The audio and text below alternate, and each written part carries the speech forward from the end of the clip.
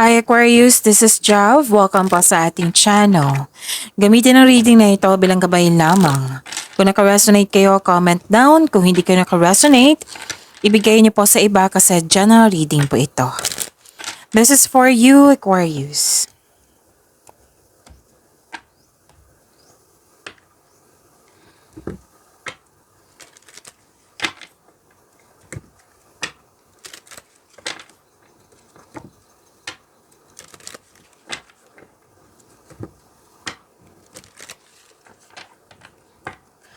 Para po ito sa iyo, Aquarius.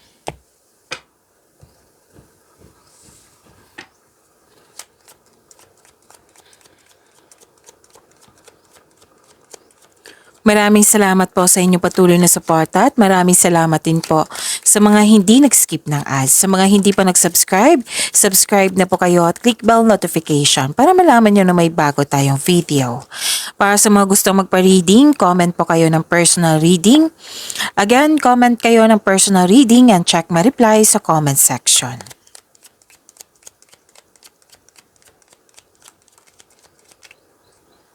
Okay, may lumabas na.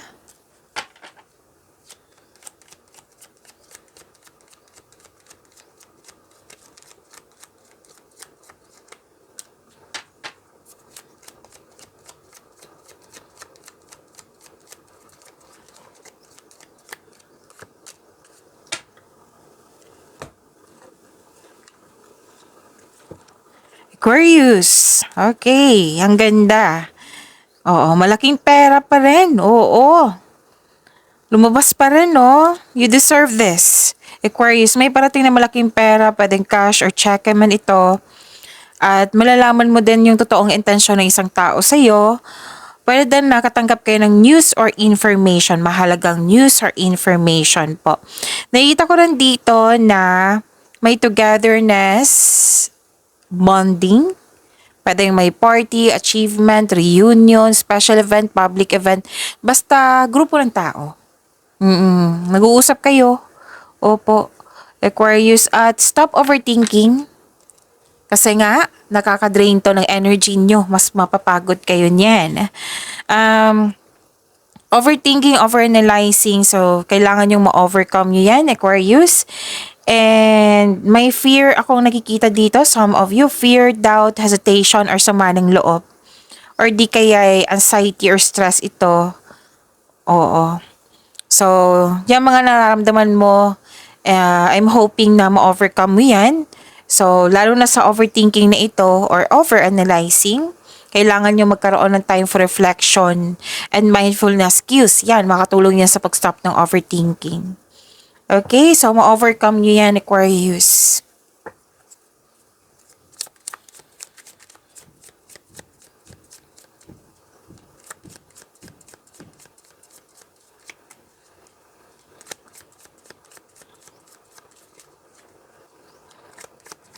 Energy po ni Aquarius.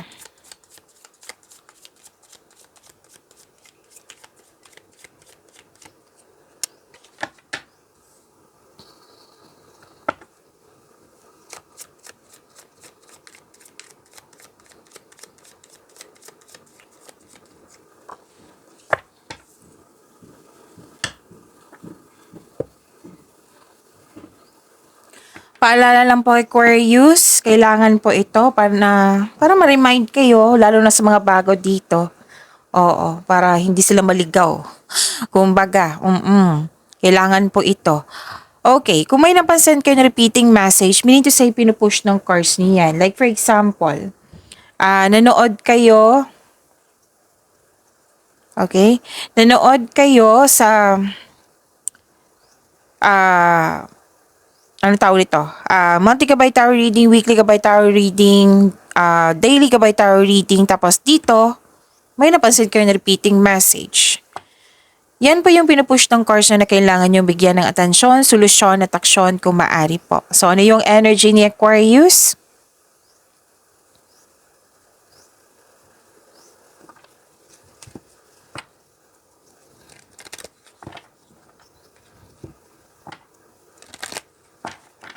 May ambisyon o idea ang gustong gawin. May pinili ka may choice, may future plan. Pwede din may partnership. Pwede sa buhay ng pag-ibig to, sa career and money ba? Oo. Pwedeng nagkasundo kayo sa isang tao, may usapan kayo. Pwede din business partnership, nagkipag-teamwork sa'yo, or di kaya bagong pasok sa relasyon. Basta kayong dalawa, may usapan kayo, nag-uusap kayo, nagkasundo. Yan yung nakikita ko. And sabi ng card dito, 'di ba, mas may mga idea kang gustong gawin, ambisyon, mas lumawak yung ambisyon. This card asks you na magawa ng mga plano para sa hinaharap. Mag-ingat lang po sa pagiging mainipin kasi nakikita ko dito you're very excited, okay? And nakikita ko dito na very supportive yung taong yon.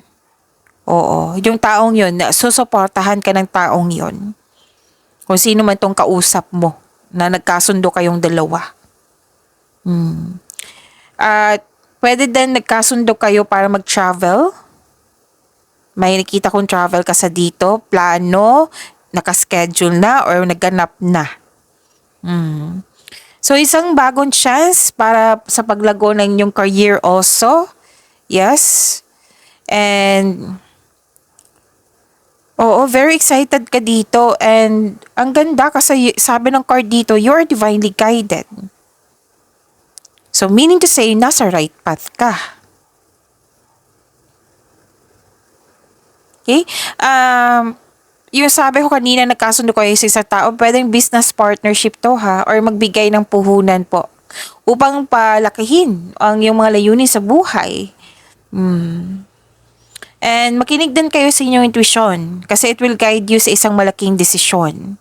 Ang sabi ng card dito, ang iyong buhay ay patuloy na yumayabong kapag sinunod mo ang isang spiritual path. Marunong kayo makinig sa inyong intuition and explore new ideas.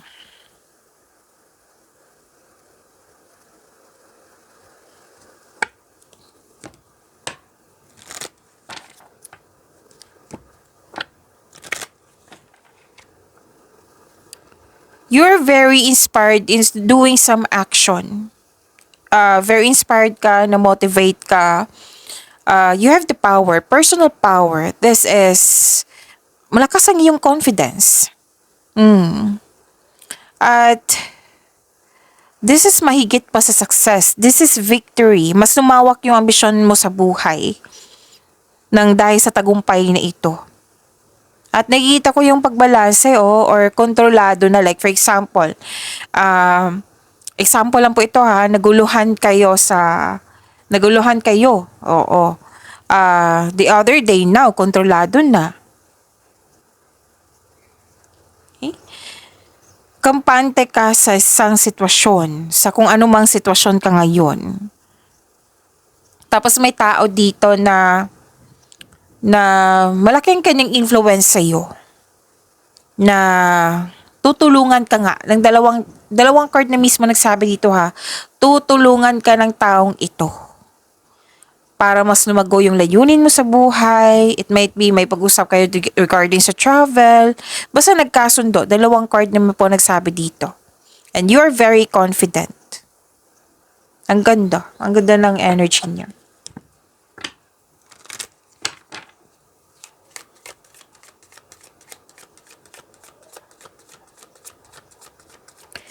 Spirits, guide, angels, archangels, guardian angels, message pa para kay Aquarius. You are safe. Sabi po yan ni Archangel Michael. I am protecting you against lower energies and guarding you, your loved ones, and home. Wow, ang ganda naman. Claim niyo po. Sabi po yan ni Archangel Michael po.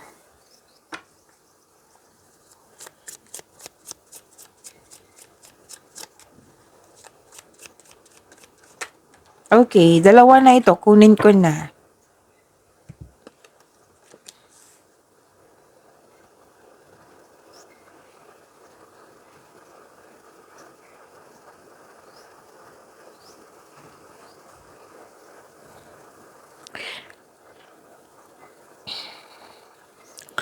Sa career and money nyo, pwedeng naalala nyo to na may loss of connection, loss of things, or loss of opportunity sa career and money nyo po. Pwedeng mangyayari ngayon na sana'y ma-overcome nyo. I think ma-overcome nyo kasi may balance akong nakikita dito. Dito rin sa energy nyo. Pwedeng naalala nyo to. So sabi ng card dito, kung naalala mo, kasi nalungkot ka sa mga nangyari about sa loss of connection, loss of things ba, o loss of opportunity, kung ano pa yan. Tapos, sabi ng card dito, na your feelings, valid po yan. Oo, yung nararamdaman mo, valid po yan. Para matulungan yung sarili mo, kunin mo yung wisdom message sa mga nangyari. Ano ang natutunan mo? Yan ang sabi ng card nyo. And, don't worry after nito, may parating na new direction sa iyo. Sa inyong career and money. So, kailangan mag-move forward kayo, pagalingin yung sarili mo, may pag-asa po. Kailangan din ng forgiveness dito, lalo na sa iyong sarili.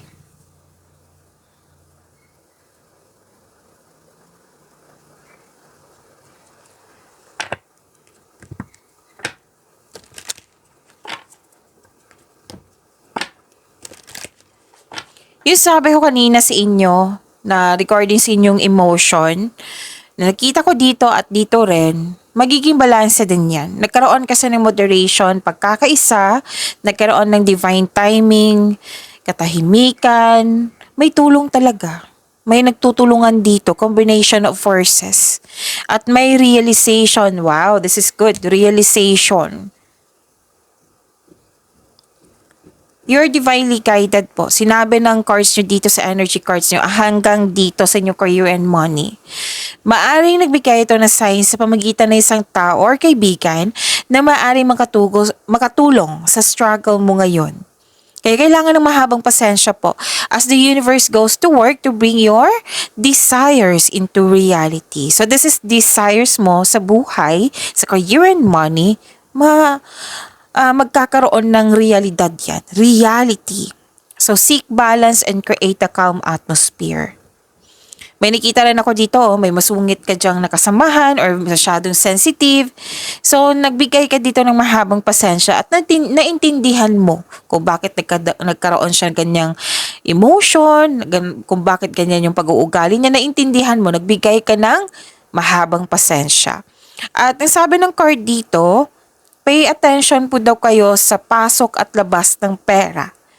Okay? Sa income nyo at sa paggasta. Kumbaga, alagaan. Okay? Kalagaan, check your money now, your savings, baka mapaggasta kayo. Oo. So, sabi ng card dito, kailangan mong balansehin.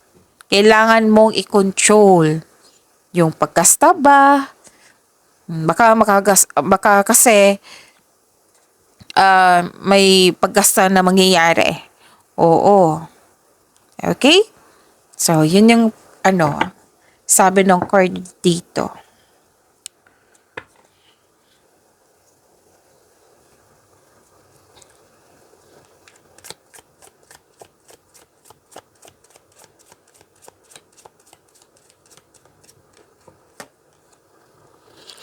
Delegating more tasks can significantly boost your earnings. Okay? And think about roles like, think of the greater good, not just yourself, to achieve a better outcome. So, itong mga naalala mo about regarding sa loss of, yung sabi ko kanina, loss of connection about things or opportunity. Think of a greater good, sabi po dito. Positive affirmation. Ma-overcome mo itong mga nangyari na hindi mo gusto. Kaya yung sabi ko kanina na isipin mo, yung sabi ng card dito na ano yung natutunan mo para matulungan mo yung sarili mo. Okay? So you are very dedicated sa yung trabaho. It will boost your earnings also.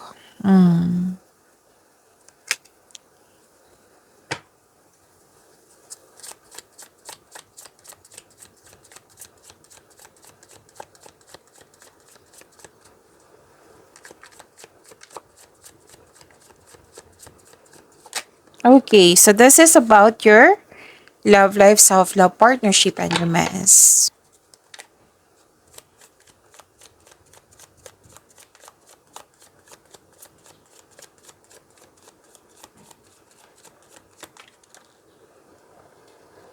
Puro balanse yung nakikita ko dito.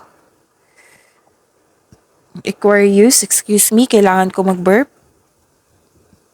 Okay.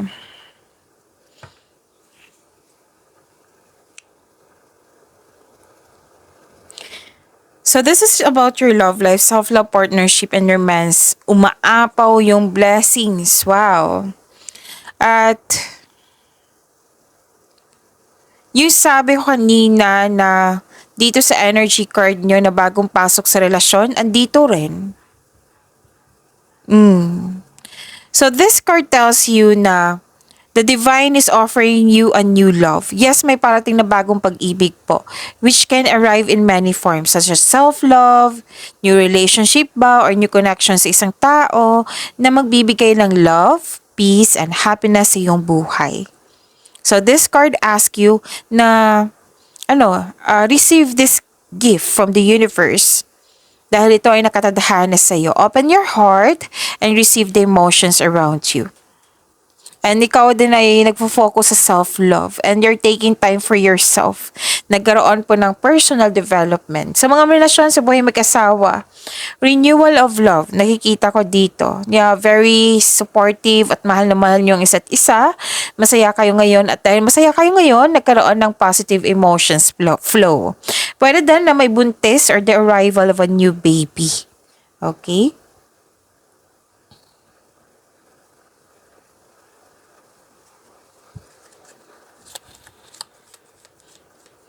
So from energy, career and money, at dito rin, balance talaga yung pinupush ng cards nyo. Different cards to ha, pero yung the same message po na kailangan ng pagbalanse.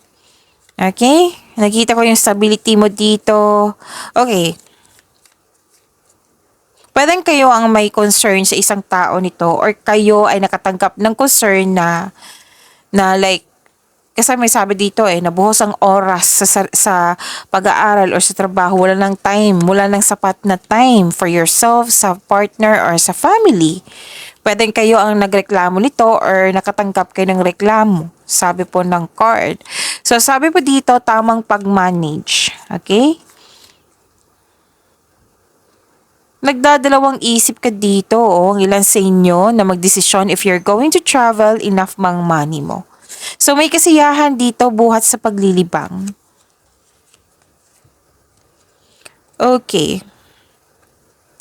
Sabi po dito, time, you're trying too hard, give it time. So this is the clarification of your card here na may concern talaga sa oras. Oo. So wag niyo hintayin na may magtampo sa iyo kung guilty kayo, tama talaga na sobra ako sa trabaho. Oo. Tama talaga na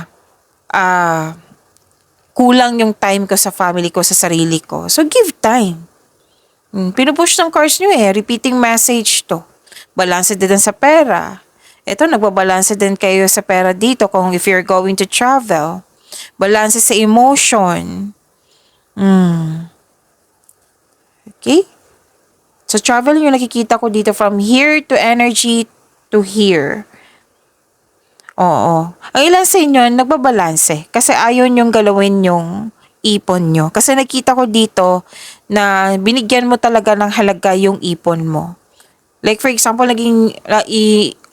sinet mo as invisible na para hindi siya magkasta. Yan. And some of you, nag-usap kayo na magkaroon kayo ng project kaya sobra kayong sipag sa trabaho. Di ba na may nag-overspend sa trabaho dito? Kaya nakita ko yung dahilan kung bakit kayo sobrang sipag sa inyong trabaho. Kasi may project kayo. Pwede may gustong bilhin. Oo. Project nakikita ko dito Whether single ka man, may relasyon sa buhay mag-asawa. You're saving money for the future kasi may specific goal. Oo. And sobrang ingat mo talaga sa inyong pera. May sabi din dito, gustong mag-abroad. It might be yan yung vacation leave or it might be mag-abroad kayo para makaipon kayo ng malaki. Yan.